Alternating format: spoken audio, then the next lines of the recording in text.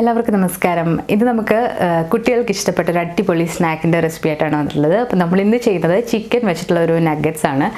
Chicken നഗറ്റ്സിൻ്റെ കൂടെ തന്നെ ഞാനൊരു ചിക്കൻ റിങ്ങും ചെയ്തെടുക്കുന്നുണ്ട്. അപ്പോൾ ആ ഒരു നഗറ്റ്സ് ഉണ്ടാക്കിയപ്പോൾ വെറുതെ ഒന്ന് റിങ് ആക്കി നോക്കിയതാണ്. അപ്പോൾ അടിപൊളിയായിട്ട് വന്നു. അപ്പോൾ നഗറ്റ്സിനെക്കാട്ടിലും നല്ല ഈവൻ ആയിട്ട് കുക്കാവുന്നത് റിങ് ആണ്. അപ്പോൾ രണ്ട് രീതിയിൽ നിങ്ങൾക്ക് ട്രൈ ചെയ്ത് നോക്കാം. നമ്മൾ കടകളിൽ പോയി വാങ്ങിക്കുന്നതിനെക്കാട്ടിലും ടേസ്റ്റിൽ നമുക്ക് വളരെ എളുപ്പത്തിലും അതുപോലെ തന്നെ നമ്മുടെ വീട്ടിലുള്ള ഇൻഗ്രീഡിയൻസ് വെച്ചിട്ട് എങ്ങനെയാണ് ഈ ഒരു ചിക്കൻ നഗറ്റ്സ് ഉണ്ടാക്കിയെടുക്കുന്നത് നോക്കാം. അപ്പോൾ ഈ ഒരു വീഡിയോ ഗിവ് അവേക്കുള്ള വീഡിയോ ആണ്. അപ്പോൾ നിങ്ങൾ ഈ വീഡിയോ കണ്ട് ഇഷ്ടമായാൽ ലൈക്ക് ചെയ്യാനും അതുപോലെ കമൻറ്റ് ഇടാനും മറക്കരുത്. കമൻറ്റ് ഇടുമ്പോൾ ഇംഗ്ലീഷിലോ മംഗ്ലീഷിലോ ഇടുക. മലയാളം അക്ഷരമാലയിലുള്ള അക്ഷരം വെച്ചിട്ട് കമൻറ്റ് ഇടാതെ ഇരിക്കുക.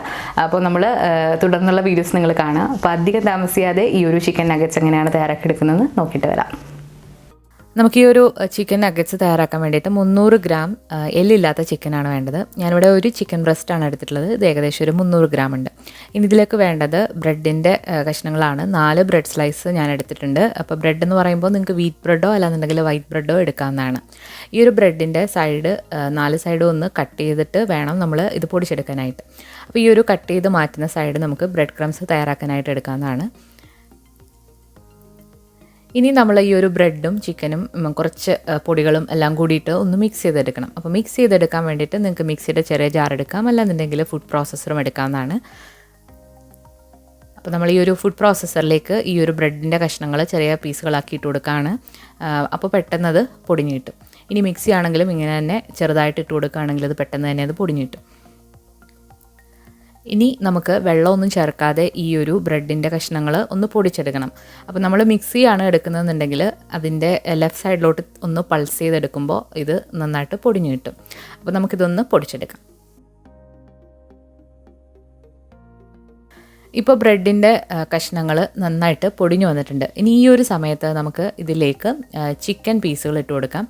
അപ്പോൾ ഈ ഒരു ചിക്കൻ പൊടിയായിട്ട് അരിഞ്ഞിട്ട് നമ്മൾ ഈ ഒരു ബ്രെഡിലേക്ക് ഇട്ടിട്ടാണ് മിക്സ് ചെയ്തെടുക്കുന്നത്. അപ്പോൾ ഫുഡ് പ്രോസസ്സർ ആണെങ്കിൽ നമുക്ക് ഇതിങ്ങനെ ഒരുമിച്ചിട്ട് മിക്സ് ചെയ്തെടുക്കാം. ഇനി നിങ്ങളുടെ മിക്സിയുടെ ജാറിൽ ഇത്രയും സ്ഥലമില്ലാന്നുണ്ടെങ്കിൽ ആദ്യം ഈ ഒരു ബ്രെഡ് പൊടിച്ച് വേറൊരു പാത്രത്തിലാക്കിയിട്ട് ഈ ഒരു ചിക്കൻ സെപ്പറേറ്റ് ആയിട്ട് പൊടിച്ചിട്ട് എടുക്കാവുന്നതാണ്. അപ്പോൾ ഞാൻ എല്ലാം കൂടി ഒരുമിച്ചിട്ടാണ് ഇവിടെ മിക്സ് ചെയ്തെടുക്കുന്നത്. അപ്പോൾ നമ്മൾ ചിക്കനും കൂടി ഇട്ട് കൊടുത്തിട്ടുണ്ട്. ഇനി ഇത് അടച്ചിട്ട് ഒന്ന് ക്രഷ് ചെയ്തെടുക്കാം. ഇത് പൾസ് മോഡിലല്ല നമ്മൾ ചെയ്യേണ്ടത്. ഇത് നമ്മൾ അരയ്ക്കുന്ന മോഡിലാണ് ഈ ഒരു ചിക്കൻ ഇട്ട് കഴിഞ്ഞിട്ട് നമ്മൾ ചെയ്തെടുക്കേണ്ടത്. ഇപ്പോൾ ചിക്കനും ആ ഒരു ബ്രെഡ് ക്രംസും എല്ലാം കൂടി നന്നായിട്ട് അരഞ്ഞു വന്നിട്ടുണ്ട്. ഇനി ഇതിലേക്ക് നമുക്ക് കുറച്ച് പൊടികളൊക്കെ ചേർത്ത് നമ്മളിതിലേക്ക് 1 ടീസ്പൂൺ ഇഞ്ചി വെളുത്തുള്ളി പേസ്റ്റാണ് ഇട്ട് കൊടുക്കുന്നത്. ഇനി ഇതിലേക്ക് നമ്മളൊരു 1/4 ടീസ്പൂൺ മുളക് പൊടി അല്ലാന്നുണ്ടെങ്കിൽ സ്മോക്ഡ് പാപ്രിക്ക എന്ന് പറയും. അപ്പോൾ അതും ഇട്ട് കൊടുക്കാം. അതുപോലെ നമ്മളിനി ഇതിന് ഒരു ഫ്ലേവർ കിട്ടാൻ വേണ്ടിയിട്ട് കുറച്ച് കുരുമുളക് പൊടിയും കൂടി ഇട്ട് കൊടുക്കുന്നുണ്ട്. മുളക് പൊടി ചേർക്കുമ്പോൾ ഒരുപാട് എരിവുള്ളതല്ല, കാശ്മീരി മുളക് പൊടിയാണ് ചേർക്കേണ്ടത്. ഇനി ഇതിലേക്ക് ആവശ്യത്തിനുള്ള ഉപ്പിട്ട് കൊടുക്കുക. ഉപ്പ് ഒരുപാട് അങ്ങ് കൂടണ്ട, ഒരു മീഡിയം ലെവലിൽ ഇട്ട് കൊടുക്കുക. ഇനി നമ്മളിതിലേക്ക് ചേർത്ത് കൊടുക്കുന്നത് സോയ സോസ് അല്ലാന്നുണ്ടെങ്കിൽ ഓയിസ്റ്റർ സോസ് ഏത് വേണമെങ്കിലും ഇട്ട് കൊടുക്കാവുന്നതാണ്. അപ്പോൾ ഞാനിവിടെ ഓയിസ്റ്റർ സോസാണ് ഇട്ട് കൊടുത്തിട്ടുള്ളത്. സോയ സോസും എടുക്കാവുന്നതാണ്. ഇതിടുമ്പോഴാണ് ആ ഒരു ചിക്കൻ നഗറ്റ്സിന് ആ ഒരു നല്ലൊരു ടേസ്റ്റ് കിട്ടുക. അപ്പോൾ നമ്മൾ സോസും കൂടി ഇട്ട് കൊടുത്തിട്ട് ഇതൊന്ന് മിക്സാക്കി എടുക്കാം. ഈ ഒരു ഫുഡ് പ്രോസസ്സിൻ്റെ റിവ്യൂ ഞാൻ ഉടനെ അപ്ലോഡ് ചെയ്യാം. കുറച്ച് പേര് റിക്വസ്റ്റ് ചെയ്തിട്ടുണ്ടായിരുന്നു. അപ്പോൾ നമ്മളിപ്പോൾ ചിക്കനും ബ്രെഡും സ്പൈസും എല്ലാം കൂടെ നന്നായിട്ട് മിക്സാക്കി എടുത്തിട്ടുണ്ട്. ഈ ഒരു മുളക് പൊടി ഓപ്ഷണലാണ്. ഈ ഒരു മുളക് പൊടി നിങ്ങൾക്ക് ആ ഒരു കളറിനും ടേസ്റ്റിനും വേണ്ടിയിട്ടാണ് ചേർക്കുന്നത്. അത് നിങ്ങൾക്ക് ഇഷ്ടമല്ല എന്നുണ്ടെങ്കിൽ കുരുമുളക് പൊടി മാത്രം ഇട്ടാലും മതിയാകും. മുളക് പൊടി ഇടുമ്പോൾ ഈ ഒരു ബാറ്ററിന് ഈ ഒരു ലൈറ്റായിട്ടുള്ളൊരു ഓറഞ്ച് കളർ വരും. മുളക് പൊടി ഇട്ടില്ല എന്നുണ്ടെങ്കിൽ ഇത് വൈറ്റ് കളറിലിരിക്കും. അപ്പോൾ നമ്മുടെ മിക്സ് ഇവിടെ റെഡി ആയിട്ടുണ്ട്. ഇനി നമുക്ക് ഇഷ്ടമുള്ള ഷേപ്പിൽ ഒന്ന് പരത്തിയെടുക്കാം. അപ്പോൾ നമ്മൾ കയ്യിൽ കുറച്ച് എണ്ണ തടവിയതിന് ശേഷം ചെറിയ ചെറിയ ഉരുളകളാക്കിയിട്ട് നമുക്ക് ഇഷ്ടമുള്ള ഷേപ്പിൽ ഇത് നമുക്ക് ഉരുട്ടിയെടുക്കാം. അപ്പോൾ കടകളിലൊക്കെ സാധാരണ ഒരു റൗണ്ട് അല്ലെങ്കിൽ ഒരു ഓവൽ ഷേപ്പ് അല്ലെങ്കിൽ സ്ക്വയറായിട്ട് ഒക്കെയാണ് ഇത് വരുന്നത്. അത് നിങ്ങളുടെ ഇഷ്ടമാണ്. ചെറുതായിട്ട് ഇതുപോലെ ഉരുട്ടിയതിന് ശേഷം നമുക്കൊന്ന് ഷേപ്പ് ചെയ്തെടുക്കാം. ഞാനിവിടെ ഒരു സ്ക്വയർ ഷേപ്പിലാണ് ഈ ഒരു നഗറ്റ്സ് ആക്കിയെടുക്കുന്നത്. അപ്പോൾ ഇങ്ങനെ തന്നെ ആക്കിക്കൊള്ളണം എന്നില്ല. അപ്പോൾ ഇങ്ങനെ എടുക്കുമ്പോൾ നമ്മളത് ഫ്രൈ ചെയ്തെടുക്കുമ്പോൾ കുറച്ച് സമയം എടുക്കും അത് കുക്കായി വരാനായിട്ട്. അപ്പോൾ ഞാൻ ഇത് റിങ് കൂടി ആക്കുന്നുണ്ട്. അപ്പോൾ റിങ് ആക്കുകയാണെങ്കിൽ ഇത് പെട്ടെന്ന് തന്നെ കുക്കാവുകയും ചെയ്യും. നമ്മൾ ഈ ഒരു സ്ക്വയറിനെക്കാട്ടിലും വളരെ എളുപ്പത്തിൽ നമുക്ക് കുക്കായും വരും. അപ്പോൾ റിങ് എങ്ങനെയാണ് ചെയ്യുന്നത് നോക്കാം. അപ്പോൾ അതും ഇതുപോലെ ചെറിയൊരു ഉരുള എടുത്തതിന് ശേഷം നമ്മൾ കൈവച്ചിട്ട് അതൊന്ന് ഇതുപോലെ ഒന്ന് ഉരുട്ടി കൊടുക്കുക. ആദ്യം ഒന്ന് ഉരുട്ടി കൊടുക്കുക, ഇതുപോലെ റൗണ്ട് ഷേപ്പിലാക്കിയതിന് ശേഷം പിന്നെ ഇതുപോലെ നീട്ടി ഉരുട്ടി കൊടുക്കുക. അപ്പോൾ ഇതുപോലെ ഇങ്ങനെ വരും. ഈ ഒരു മിക്സ് പൊടിഞ്ഞൊന്നും പോയില്ല, നല്ല സ്മൂത്തായിട്ടുള്ളൊരു മിക്സാണ്. അപ്പോൾ നമുക്ക് ഇഷ്ടമുള്ള ഷേപ്പിൽ ഇതാക്കിയെടുക്കാനായിട്ട് പറ്റും. അപ്പോൾ ഇതുപോലെ ഒന്ന് നീട്ടി കൊടുത്തതിന് ശേഷം ഇതുപോലെ വളച്ച് വെച്ചിട്ട് ഒരു റിംഗ് പോലെ ആക്കിയെടുക്കുക. ഇനി നമുക്ക് ഒരു മുട്ടയിലേക്ക് 1 ടേബിൾ സ്പൂൺ പാലൊഴിച്ചിട്ട് അതൊന്ന് ബീറ്റ് ചെയ്തെടുക്കുക. ഇനി നമ്മൾ ഈ ഒരു മുട്ടയിൽ ഡിപ്പ് ചെയ്തിട്ട് ബ്രെഡ് ക്രംസിൽ മുക്കിയിട്ടാണ് ഇത് ഫ്രൈ ചെയ്തെടുക്കുന്നത്.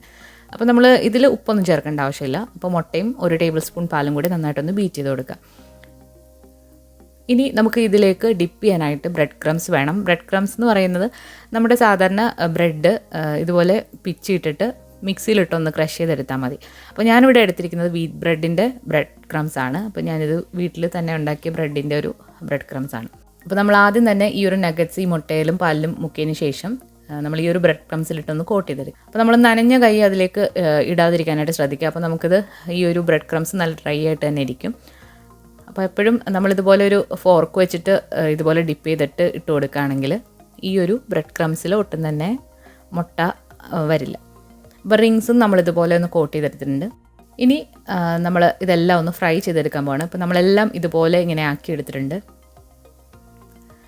അപ്പോൾ ഇത് നല്ല സെറ്റായിട്ട് തന്നെ ഈ ഒരു ബ്രെഡ് ക്രംസ് ഇത് നല്ലതായിട്ട് കോട്ടായി വന്നിട്ടുണ്ട്. ഇനി കൂടുതൽ നിങ്ങൾക്ക് സെറ്റായില്ല എന്ന് തോന്നുകയാണെങ്കിൽ ഒന്ന് ഫ്രീസറിൽ ഒരു 2 മണിക്കൂർ ഒന്ന് വെച്ചതിന് ശേഷം ഫ്രൈ ചെയ്തെടുത്താലും മതിയാവും.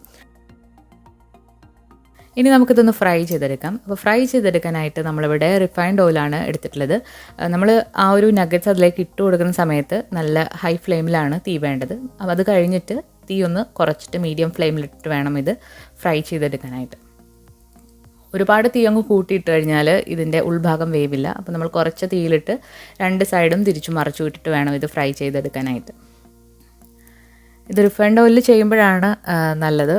നിങ്ങൾക്ക് നിങ്ങളുടെ കയ്യിൽ റിഫൈൻഡ് ഓയിൽ ഇല്ലാന്നുണ്ടെങ്കിൽ നിങ്ങൾക്ക് വെളിച്ചെണ്ണയും എടുക്കാവുന്നതാണ്. കുട്ടികൾക്കൊക്കെ ഫ്രൈ ചെയ്ത് കൊടുക്കുമ്പോൾ വെളിച്ചെണ്ണയിൽ കൊടുക്കാം, യാതൊരു കുഴപ്പമില്ല.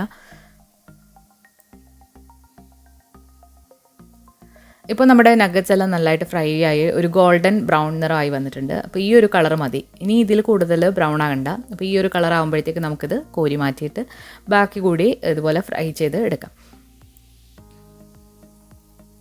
അപ്പോൾ നല്ല ക്രിസ്പി ആൻഡ് നല്ല ടേസ്റ്റി ആയിട്ടുള്ളൊരു നഗറ്റ്സ് ആണ്. അപ്പോൾ കൊച്ചു കുട്ടികൾക്കൊക്കെ എന്തായാലും ഇഷ്ടപ്പെടും.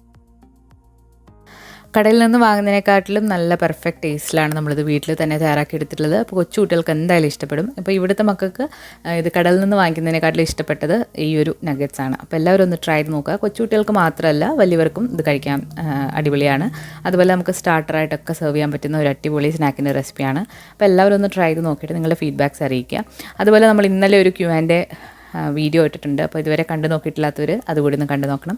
അപ്പോൾ അതിൽ നമ്മൾ എല്ലാ ക്വസ്റ്റ്യൻസിനും ആൻസർ കൊടുത്തിട്ടുണ്ട്. അതുപോലെ തന്നെ ഗീവ് അവേക്ക് വേണ്ടിയിട്ടുള്ള ഒരു വീഡിയോ കൂടിയാണ് അത്. അപ്പം എന്തായാലും നിങ്ങൾ പാർട്ടിസിപ്പേറ്റ് ചെയ്യുക. ഗീവ് അവേ ഗിഫ്റ്റിൻ്റെ ഡീറ്റെയിൽസൊക്കെ ഞാൻ ആ ഒരു Q&A വീഡിയോയിൽ പറഞ്ഞിട്ടുണ്ട്. അപ്പോൾ നമ്മൾ പുതിയ റെസിപ്പികളുമായിട്ട് നമുക്ക് വീണ്ടും കാണാം. Thank you.